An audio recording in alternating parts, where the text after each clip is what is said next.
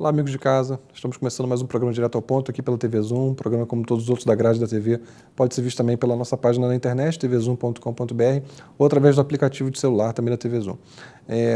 Assim como fizemos na semana passada, vamos dar agora continuidade à entrevista que eu fiz com Ilona Szabo de Carvalho no Teatro Municipal Laércio Rangel Ventura, no dia 3 de outubro desse ano, quando ela veio a Friburgo lançar o seu livro Drogas, as Histórias que Não Te Contaram. A primeira parte desse material já foi ao ar na semana passada, pode ser visto, para quem não viu, através do aplicativo e também no YouTube, no canal da TV Zoom. Espero que vocês curtam, foi uma entrevista muito especial para mim e, enfim, realmente é uma menina que está fazendo muita diferença. O Brasil já conheceu, o mundo já conheceu, Nova Friburgo precisa conhecer também. O livro me surpreendeu um bocado, não que você fosse escrever um livro, eu já imaginava que isso era uma coisa iminente, né? Mas a tua opção por fazer um livro ficcional para contar histórias reais. Eu queria que você falasse um pouquinho de como surgiu a ideia, o papel da Isabel também, enfim, contar como é que surgiu esse formato, por que essa opção, e é engraçado porque ele, de certa forma, muda a narrativa ao longo da leitura, né? Ele começa, são duas partes, ele começa de um jeito e se altera. E acho que o recado foi muito bem dado, mas queria que você falasse um pouquinho sobre o próprio livro, depois a gente volta a falar um pouco mais de sociedade. Bom, o livro foi o meu desafio também de sintetizar o que eu aprendi em 10 anos. Eu fiquei voltando um pouco, vou dar um passo atrás para vocês entenderem como é que eu caí em políticas de drogas, né? Quando eu saí do banco de investimento e fui trabalhar com redução de violência, eu trabalhei com questão de controle de armas, reforma da polícia, envolvimento de juventude com a violência. E aí, um belo dia, me chamaram para ir me juntar a uma equipe de uma comissão latino-americana sobre drogas e democracia, que era presidida por ex-presidentes da região, na época era latino-americana. E eu falei, drogas? Da mesma forma que quando me chamaram para ser coordenadora da campanha de recolhimento de armas, eu falei, armas? Eu não fazia a menor ideia de nada disso, não tinha conhecimento mesmo. Então, foram todas jornadas que eu topei entrar e aprender durante elas. Não tive tempo ali, ninguém me ensinou muito, eu fui indo, né? E quando veio essa história, eu falei, bom, drogas, né? Já não basta armas, eu vou me meter com essa história, né? Óbvio, igual todo mundo que está aqui, falei, o que você foi fazer nesse tema? E à medida que eu fui conhecendo, mas era um desafio, era um projeto latino-americano, eram lideranças que eu admirava e que a gente estava se dispondo, o mais importante, a entender, porque a premissa que a gente começou era as drogas ameaçam a democracia na América Latina. Então, essa era a pergunta que a comissão se colocou. Ao longo do caminho, o que a gente foi entendendo? Que não eram as drogas em si, e a gente vai falar mais sobre isso, mas era a política de drogas, era a maneira que a gente escolheu enquanto sociedade, como é que a gente vai lidar com essa questão. Eu digo de uma vez, quando a gente fala em mudar a política de drogas, não tem nada a ver com ser pró-drogas. A gente tem que separar essas duas coisas, porque também é muito fácil as pessoas falarem, olha, está incentivando drogas, fazem mal, seja o álcool, que é uma droga lícita, seja drogas ilícitas, podem, de fato, causar dependência. Enfim, podemos falar sobre isso, acho que vai ter um momento também para abrir para perguntas, mas entender que a gente tem escolhas e que a gente pode lidar com essa questão de uma maneira diferente foi, acho que, o principal aprendizado de 10 anos. E aí, por que eu fiquei tanto tempo nesse tema? Porque eu fui entendendo, na verdade, que ele impactava negativamente todos os temas que eu me importava de verdade. Porque a política de drogas impacta negativamente a educação, a saúde, a segurança, questões de corrupção, cultura, juventude, economia, meio ambiente. E cada vez que eu entendia mais, eu ia encontrando um outro caminho sobre esse tema, né? Óbvio, a minha entrada nesse tema vinha da minha área de redução de violência, a minha preocupação em como é que a gente pode minar o poder das organizações criminosas, como é que a gente não deixa que chegue tanta arma, que tenha tanto lucro, enfim, veio com esse olhar. Mas eu aprendi muito mais do que isso nessa trajetória, até porque depois essa comissão virou uma comissão global, e ela estava aí formada por eram 9 ex-presidentes, Kofi Annan, Richard Branson, que é um empresário famoso, escritores, uma turma que era muito diversa, novamente, gente diferente sentada junto, tinha desde ex-presidente socialista, a ex-presidente liberal, a empresário, a Mário Vargas Llosa, escritor. Então, você imagina botar todo mundo nessa mesa e discutir políticas de drogas. Enfim, era uma loucura. No começo eu falei, isso não vai dar certo, né? Mas deu muito muito certo no sentido de todo mundo ali estava disposto a ir junto numa jornada de conhecimento. Então, quando eu termino esse meu ciclo com essas duas comissões, não aguentava mais viajar, tenho uma filha pequena, o Instituto Igarapé, que eu cofundei durante essa trajetória também, estava precisando muito mais de mim, cresceu, a gente começou pequenininho, deu frutos, eu falei, bom, eu preciso ficar mais no Brasil, esse país está precisando aqui de mais gente. Então, queria parar também de viajar demais, né? Minha filha era muito pequena, viajava comigo para todos os lugares, era difícil para ela também, né? Para mim e para ela.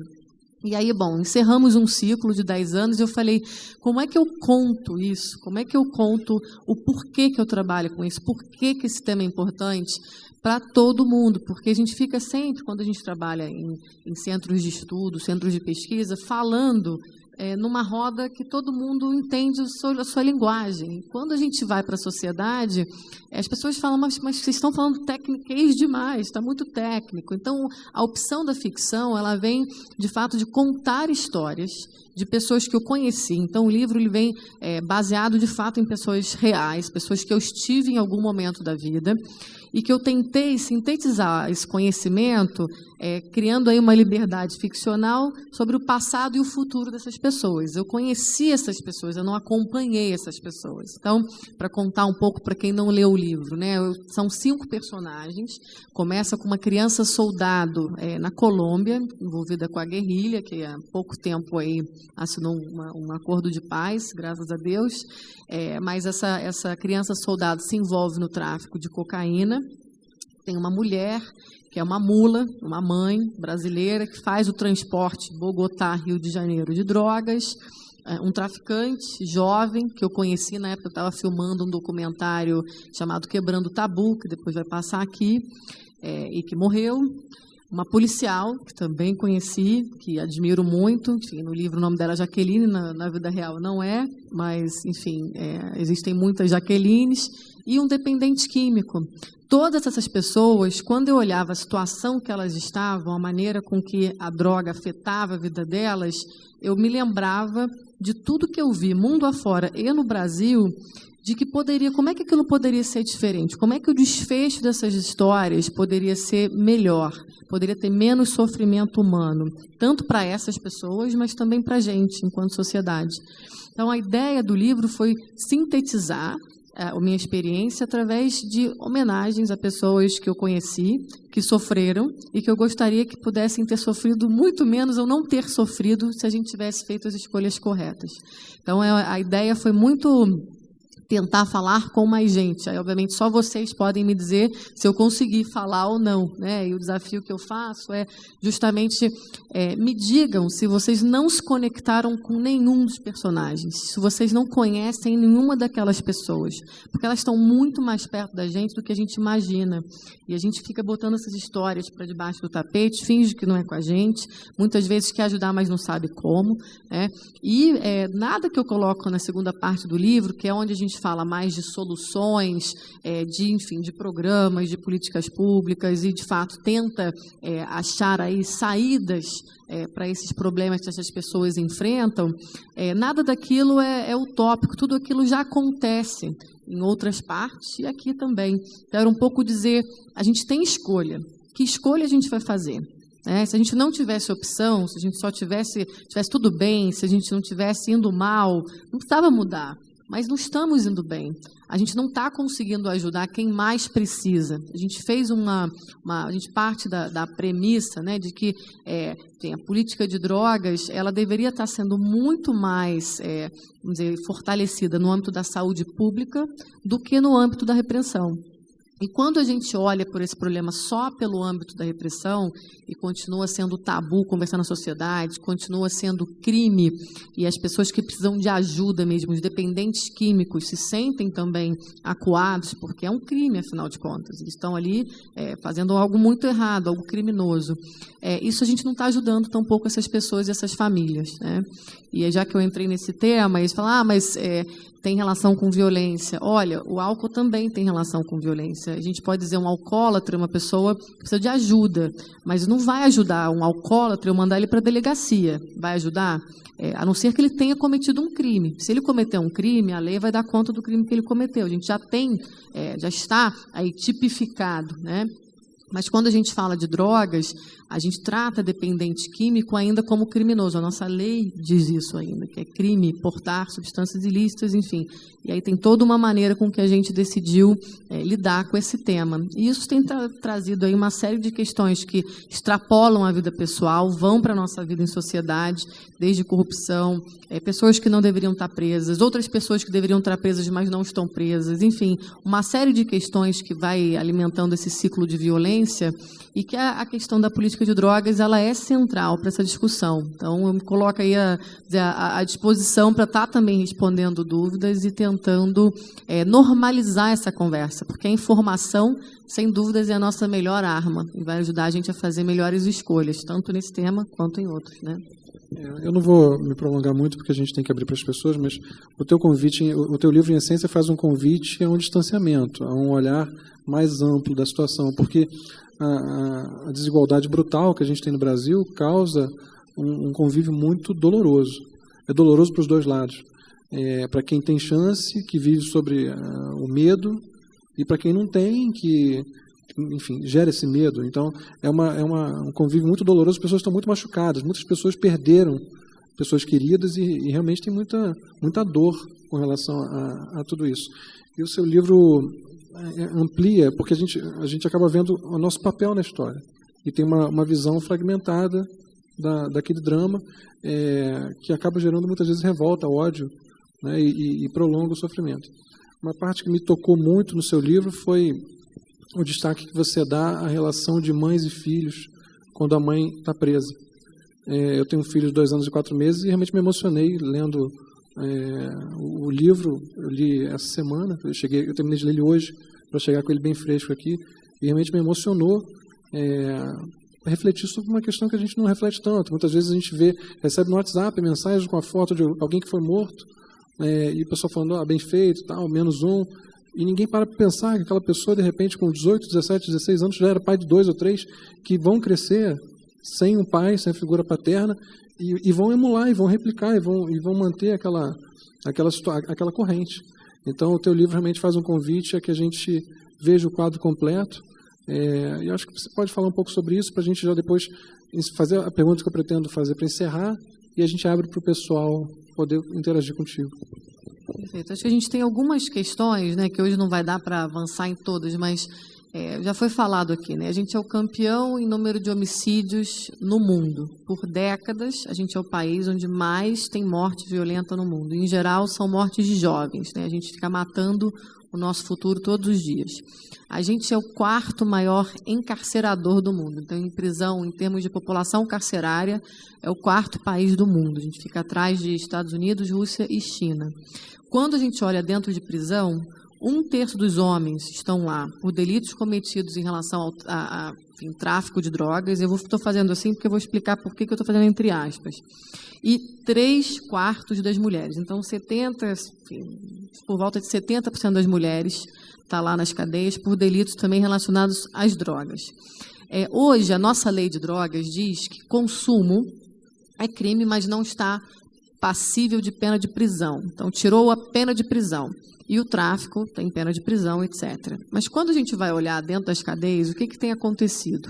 Fica na conta do policial, e a gente trabalha muito com policiais, estou vendo policiais aqui, depois seria muito bom ouvir a opinião de vocês, porque quando a gente conversa no Rio, e a gente vê até pesquisas que mostram o trabalho da polícia na aplicação da lei, a polícia acaba tendo que decidir quem é usuário e quem é traficante. Isso tem critérios subjetivos, mas não tem critérios objetivos na lei.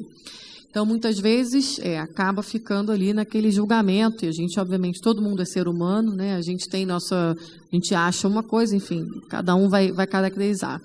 Muita gente passa muitos meses preso provisoriamente. 40% dos presos no Brasil são presos provisórios, não tem sentença. Então, muita gente acaba sendo depois liberada, mas passou meses, muitas vezes, preso indevidamente. Uma vez que você caiu numa prisão, a sua vida está marcada para sempre. Sua vida, da sua família, dos seus filhos. E quando a gente vai olhar, e novamente, como eu sou mulher, né, eu também não fazia a menor ideia, né, mas quando eu fui entender a situação desses 70% de mulheres presas, são dezenas de milhares de mulheres presas no Brasil, o que acontecia com os filhos dessas mulheres, com a família dessas mulheres, realmente, gente, é chocante. Não é para dizer que não há mulheres perigosas presas. Há algumas mulheres muito perigosas presas, mas a maior parte das que eu conheci poderiam estar cumprindo uma pena alternativa à prisão. É importante dizer, quando a gente fala isso, a gente não está defendendo impunidade. O que a gente está defendendo é um conceito que no direito chama proporcionalidade. É dizer que a gente tem que ter uma pena que seja proporcional ao delito que foi cometido. Muitas mulheres são presas no que eles chamam de crime de portaria. E o Dr. Drauzio Varela fala muito bem sobre isso. Enfim, com ele, foi a primeira pessoa que eu conversei antes da gente conhecer os presídios femininos nessa. Eu já tinha ido, mas não com esse olhar. E é assim, você chega num presídio para levar, enfim, está escondido no seu corpo drogas para o seu marido, para o seu filho, alguém que geralmente dentro disse, olha, eu preciso pagar uma dívida, vão me matar, você precisa trazer drogas para mim, né? Essa mulher, ela é pega na portaria desse presídio, enfim, muitas vezes em o que a gente chama de revista vexatória, que são revistas que você tem que estar, enfim, nua, é bastante constrangedor para essas mulheres, e dali ela já vai direto, enfim, para uma delegacia ou para uma unidade prisional. Os filhos que ficaram em casa, em geral, infelizmente, famílias mais humildes têm mais filhos do que hoje em dia, quando a gente olha demograficamente, são mais numerosos. Então, os filhos ficaram em casa. Alguém lembra, algum momento, o Conselho Tutelar, de avisar, ver se tem parente, se não tem parente, se vai ter que abrigo, vai para abrigo, quer dizer, o que vai acontecer com essas crianças? E a gente fica alimentando um ciclo de violência. Essa mãe, que sim, fez algo errado, levou drogas para um presídio, sim, ela não cometeu violência, ela não estava, enfim, de fato sendo uma ameaça à sociedade, ela poderia receber uma punição alternativa à prisão e continuar perto dos filhos dela e ter uma vida ali, enfim, aprender, refletir, tentar, de fato, ver se ela tinha alguma outra chance de não repetir o erro. Mas ela estando longe, a gente, na verdade, está condenando filhos que já não tinham pai, muitas vezes, agora sem mãe, entregues ou para um membro da família, que vocês imaginam o que é isso hoje, né? Ou para um abrigo. E como é que a gente acha que isso vai dar? Onde é que essa história termina? Eu falo muito que a gente, na verdade, tem escolhas muito... Hoje eu estive na prefeitura de manhã justamente para conversar sobre o papel do município em toda essa área de prevenção, porque a gente não fala em prevenção, seja no uso de drogas, seja da violência. A gente esqueceu no Brasil que tem uma série de outras instituições que são responsáveis pelo sistema de segurança pública e justiça criminal. A gente bota tudo na conta das polícias. Qualquer coisa chama polícia. E existem uma série de instituições que são responsáveis por esse sistema. E o principal passo, para mim, que vai tirar a gente de onde a gente está e vai virar a página do nosso país, é o poder das prefeituras a olhar no nível local o que pode ser feito para prevenir. É mais barato, é mais humano e a gente sabe o que fazer. E passa muito por disputar cada criança, cada jovem. A política que tem o custo-benefício maior de investimento, quando a gente pensa prevenção da violência, é cuidado com a primeira infância. Você ter crianças desde muito pequenininhas, bem assistidas, amadas, sendo com as melhores habilidades sendo desenvolvidas. Depois, a gente sabe que o momento crítico é a adolescência. E quando a gente perde um jovem, a gente consegue ver exatamente evasão escolar. Então, se a gente quer, de fato, interromper fluxo de criminalidade, redução da evasão escolar. Bom, chegamos então ao nosso primeiro e único intervalo desse programa Direto ao Ponto, que está encerrando esse material que foi gravado com Ilona Zaba de Carvalho no Teatro Municipal. Fica com a gente, é rapidinho, a gente já está de volta.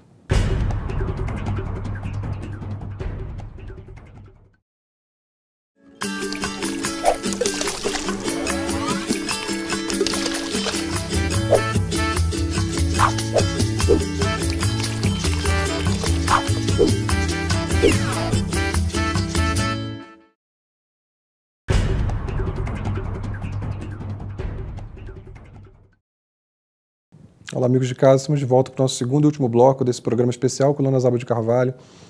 O segundo bloco vai encerrar essa entrevista que foi feita no Teatro Municipal. Espero que vocês curtam tanto quanto eu gostei.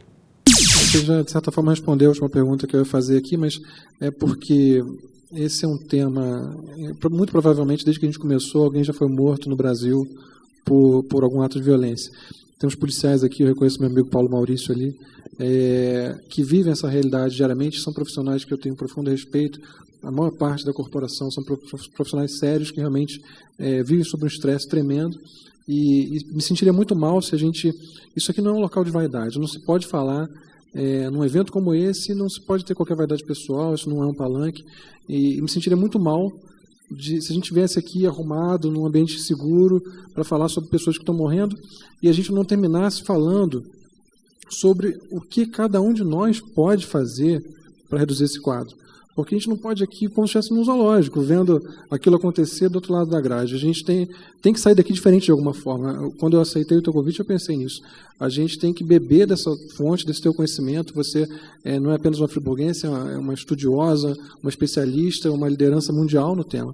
E acho que todos nós temos que, de alguma forma, sair daqui diferente, refletindo que seja, porque senão não justifica, senão não tem razão de ser a gente estar aqui, senão é desrespeitoso com quem está morrendo nesse momento. Então, eu encerro minha participação. Antes de depois abrir espaço para o pessoal, eu também quero dar algum recado para eles, mas encerro minha participação na entrevista pedindo que abra o coração e dessa tua experiência, desde que você saiu de Friburgo, diga não só o que você já falou sobre a esfera municipal, a importância dela, que é sempre subvalorizada, a gente sempre pensa em segurança, pensa em Estado, mas falar o que cada um de nós pode fazer no dia a dia, dentro de casa, que seja, na escola, porque a gente não pode, enquanto está tendo sangue derramado, a gente não pode vir aqui e fazer disso um evento social sem que saia um pouco diferente. Eu acho que a primeira, e vale para não só para o tema de segurança, né, que a gente, na verdade, tem que se apaixonar por alguma causa. A gente precisa entender que exercer a cidadania passa por se envolver com o nosso entorno, né? A gente pode ir muito longe, mas pode ficar pertinho mesmo, pode ficar no seu bairro, ali na sua escola, no seu posto de saúde, na sua associação, quer dizer, tem muita coisa que a gente pode fazer. Então, enfim, a receita, né, que não é receita, mas talvez, o que eu acho que hoje seria um passo a passo para cada um de nós. E muita gente fala, mas você é ativista, vai lá, trabalha nisso para a gente. Fala, não, eu estou tentando exercer a minha cidadania, eu quero ser cidadã.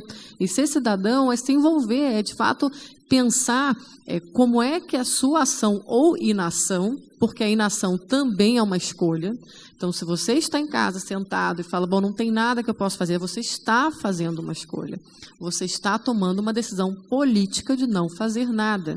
E essa decisão tem um custo maior para a sociedade, porque se a gente tomar a decisão de se envolver de alguma maneira e buscar tanto a informação quanto qual é a causa que me toca, não precisa ser violência, pode ser educação, saúde, meio ambiente, pode ser, enfim, inúmeras, cultura, enfim, por aí vai, né?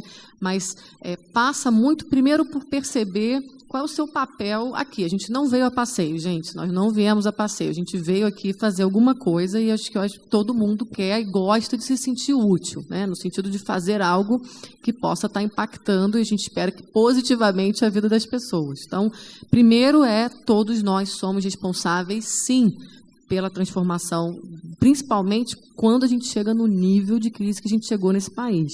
Se a gente não entender o nosso papel nessa transformação, a gente não vai conseguir virar esse ciclo. Eu tenho fé, acredito que a gente vai conseguir, mas passa primeiro por essa consciência e parar de dizer, vai lá vocês e resolve, né? A pessoa fala que legal que você trabalha com essas coisas, bacana. Eu falo, não, pode parar, vem cá, vem trabalhar junto. Então, enfim, entender o seu papel, e a gente pode fazer.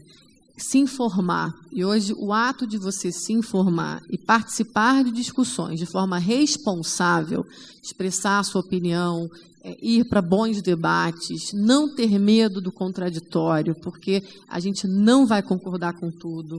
E essa questão que o Ricardo levantou do mito do brasileiro cordial é muito verdade. Hoje me perguntaram por que a gente é assim, por que a gente banalizou tanto, porque a gente fala, não, o brasileiro é boa praça, não, a gente não resolve nossos conflitos, enfim, assim, de falar igual para igual, falar, olha, eu não gostei disso, muitas vezes isso se acumula e vai ser resolvido à bala. Muitas vezes a gente não media conflito nesse país, a gente não ensina as crianças a mediarem conflito. A gente o que faz? Quando tem problema na escola, expulsa. Isso é um menino problema. Enfim, devolve. Devolve para onde? Os pais não estão em casa. Está indo para onde essa criança? Então, enfim, como é que cada um de nós também se vê enquanto, enfim, ter que lidar com o contraditório e fazer papéis, de fato, de mediação, porque a gente está numa sociedade que ou a gente constrói ponte, e assim, todos nós podemos construir ponte sempre, Márcio, eu acho que isso é pressuposto, né? A gente não pode construir muro, a gente está construindo muro, bloqueando pessoas, né? A gente tem que construir ponte, a gente tem que construir, na verdade, canais de comunicação. Então, ser cidadão passa também por ter boa informação, buscar, formar sua opinião, fixa aonde você, teu coração manda, escolhe uma causa, se associa, busca pessoas que também trabalham, que querem fazer alguma coisa por essa causa. Se tiver tempo, seja voluntário. Se não tiver, multiplique conhecimento, né? E aí, quando eu falo seja voluntário, porque é tão gratificante você fazer alguma coisa e ver o resultado dessa coisa, quando é de fato altruísta, quando você não está esperando retorno, é o melhor. Isso sim é viciante, isso sim para mim me dá, eu falo, a melhor coisa é você ver que tem retorno no sentido de positividade, de você estar impactando positivamente a vida de pessoas. Não tem nada no mundo que valha mais do que isso, né? E eu acho que nesse momento eu vou além, não é só ir até o ponto de você ser voluntário em alguma causa. Eu diria que há um momento muito importante, amanhã eu vou estar falando com adolescentes e jovens aqui, da gente de fato pensar qual é o nosso papel, seja servindo o nosso país, porque o nosso país vai precisar de gente muito séria, ocupando cargos técnicos, ocupando aí áreas de conhecimento de ponta, parar de ter ojeriza a política, porque a gente só vai resolver a crise política com mais política com P maiúsculo, com pessoas que queiram trabalhar pelo interesse público de todos nós e não interesse privado, né? E, eventualmente, que me perguntam o tempo inteiro, e eu já vou tratar desse tema também com normalidade, eventualmente considerem disputar cargos eletivos, porque a gente precisa ter em quem votar, gente que de fato esteja preocupado em resolver problemas das pessoas, melhorar a vida das pessoas. Porque a gente tem, nossa geração, Márcio, ficou muito de fora, todos nós fizemos carreira e fomos buscar a nossa identidade profissional longe, porque o sistema é podre, porque a gente não quer se envolver. Quando a gente olha hoje, fala, bom, e agora? O que a gente vai fazer? Então, eu tenho me juntado a movimentos, saindo totalmente da minha zona de conforto, tentado pensar o país, tentado juntar gente mesmo que tenha vocação de servir, seja na sociedade, em causas e cobrando que o poder público faça a sua parte, seja em cargos técnicos, em prefeituras, estado, enfim, governo nacional, seja em cargos eletivos. Eu acho que esse é um momento que cada um precisa pensar aonde tem o meu principal valor agregado, aonde eu posso contribuir mais. Então, essa reflexão todos precisamos fazer. De fato, aonde eu posso contribuir? Porque se a gente não fizer essa pergunta, a gente não vai virar a página. E a gente tem uma chance enorme de virar a página desse país. É muito grande a chance que a gente tem de melhorar a situação em 2018. Então, assim, meu voto, é que a gente mude, que a gente tenha coragem de fazer as escolhas que a gente nunca fez, e que a gente não nos decepcione, porque, no final das contas, somos nós que vamos estar decepcionados com nós mesmos, né? Então, enfim, pensar em uma gama de possibilidades de atuação, que, enfim, desde informação a servir na sua comunidade, a servir o seu país. Isso pode ser gradativo, isso pode ser devagarzinho, a gente vai colocando um pé, depois bota outro, mas tem muita gente aqui que eu tenho certeza que tem vontade de fazer alguma coisa, então busca quem mais tem vontade, quem já faz nos temas que você gosta, e assim começa, e uma coisa leva a outra. Quando eu entrei nesse mundo de terceiro setor, de setor social, eu não fazia a menor ideia onde eu ia parar. Então, eu saí de um banco, de um emprego fixo, eu lembro até a vovó que está aqui, você vai sair do banco, minha filha? Falei, vou, vovó, eu vou trabalhar com crianças do tráfico de drogas, você imagina o que aconteceu? Minha família falou, a Ilona tem umas escolhas um pouco diferentes, né? Mas, enfim, foi a melhor coisa que eu fiz na minha vida. O mundo se abriu para mim, o mundo se abriu. Nunca tive que me preocupar, isso, não tenho uma vida que eu teria glamourosa no banco, graças a Deus não preciso disso, mas tudo que eu quis na minha vida, eu conquistei porque eu acredito que eu estou fazendo o que eu preciso estar fazendo. Então, acho que acreditar no que a gente veio fazer aqui, não duvidar, das mensagens que a gente recebe de nós mesmos é o primeiro passo.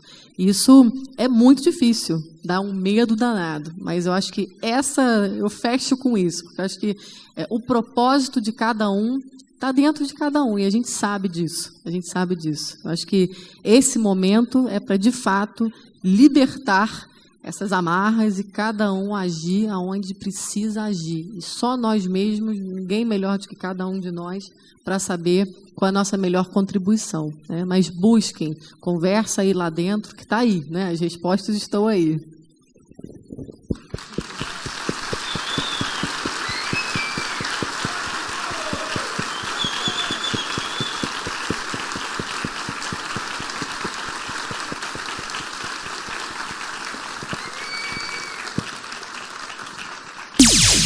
Bom, amigos, é isso.